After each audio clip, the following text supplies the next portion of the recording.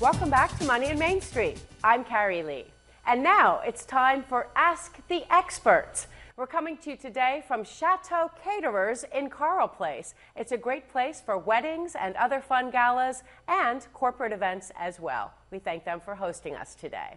Our dream team of panelists for today: James Nemley. James is CEO of the Better Business Builders and also the host of Building Your Extraordinary Business on Blog Talk Radio. Also with us, Randy Shubin-Dresner. Randy is president and CEO of Island Harvest. That is the largest hunger relief organization on Long Island. And Jim Kelly is with us as well. Jim is CEO of JV Kelly Group, an expense management firm, and Jim is also very active in the Huntington Chamber of Commerce. Welcome. Thank you all for joining us today. We're talking about working for or even starting a nonprofit business. A lot of people are thinking of going this way with the economy. Maybe they've been out of work. And Randy, this is right up your alley because you've been in the nonprofit sector for 35 years. So explain what nonprofit, non-for-profit, what the difference is, and what it's like a little bit. People are always asking what the difference is between the nonprofit or a for-profit corporation. Essentially, the bottom line is that for a for-profit corporation, they're always looking for profits at the end of the year, and it's the same in a nonprofit organization because we need to make sure that we end the year with enough funding to help us support the coming year. But essentially, the difference is in a nonprofit organization, that funding at the end of the year goes back into the mission to support the organization and strengthen that organization.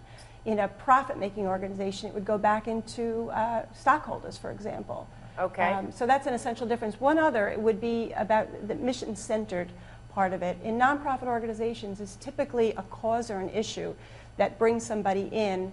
And so what people often ask me about is at night, at the end of the day, I go home and put my head down on the pillow and I feel good about what I did. In a for-profit company, it's usually not supporting one particular issue. But it's a company, it's a corporation, and it's multiple issues. Okay, so you've explained the difference as well. But James, you seem to think from building a business perspective that there's really not a whole lot of difference. I mean, money's money, right? Absolutely. When you're talking about the fact what Randy was discussing, yeah, that's right. Those are the differences on how revenue, how dividends are shared. When it comes down to the operations, it's a business. And if you're going to start a nonprofit, a non-for-profit entity, you have to do a market survey, just like a market study, just like you have to do with any other kind of business. You need to know who's out there, what's your marketplace, how are you going to fulfill your mission. You need to know about your competition. And yes, there's a lot of competition in the nonprofit world. And when you're looking at shrinking pools of monies that are being given, you have to be even more competitive. That's right. It all comes down to getting that money into your organization, not the competition, right? Absolutely. And it's not being afraid to ask for it and ask for the donations. And also you have to be ready to take the rejection because people may not give it to you. They may not have it. They may not agree with your stance. They may not agree with your organization. So be prepared for that. But the other thing that I have to say, if you're going to do a non-for-profit organization, get a good attorney. Okay. It is a corporation, okay? It is a corporation. You are a legal entity, and New York State will look at you very closely, and you have to file meticulous returns. It is not an easy thing to do. No. Because if you're taking somebody's money out for a charity, you better make sure it goes to that charity. More so than a for-profit organization, just because they have their eye on the ball on this more. Exactly. Okay. Is it more work, Randy? You know, my colleagues will tell you that we spend a lot of hours working. We're not working a classic 9-to-5 Monday through Friday job. I put many 12 and 14-hour days in, and usually it's about 3 or 4 days during the week and on weekends. So there are a lot of things to consider about getting involved in the not-for-profit sector. Another important thing to think about, and I think that James said it earlier, if there's another organization that's doing the work that you're interested in, it may not be important enough for you to start an organization, but rather what could you do to augment that other organization and help them to build up what they're doing so that you can accomplish your goal of getting more involved in a particular issue and their goal of building up their organization as well. Okay. That's absolutely right, because what you're talking about with a nonprofit organization is the mission, all right?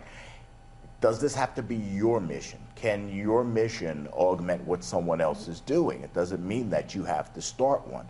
Starting one is a lot of work. You know, people think that, okay, I'll just file and okay, now I'm a not-for-profit. Well, now you have to do the IRS thing. You have to become either a 501c3 or a 4, whatever the case might be. You have to go through all of that. That's added expense. You have to put together a solid board of directors, because if you don't have a solid board of directors, people aren't going to fund you. They look at the capacity of your organization. Okay, so long hours, maybe not as much in salary as you'd make in the private arena, but if you love your work and it makes you feel good when you go to sleep at night, then it might just be for you. Good food for thought, everyone. Thanks for your comments. James Nemley, Randy Shubin-Dresner, Jim Kelly, and of course our thanks to Chateau Caterers here in Coral Place.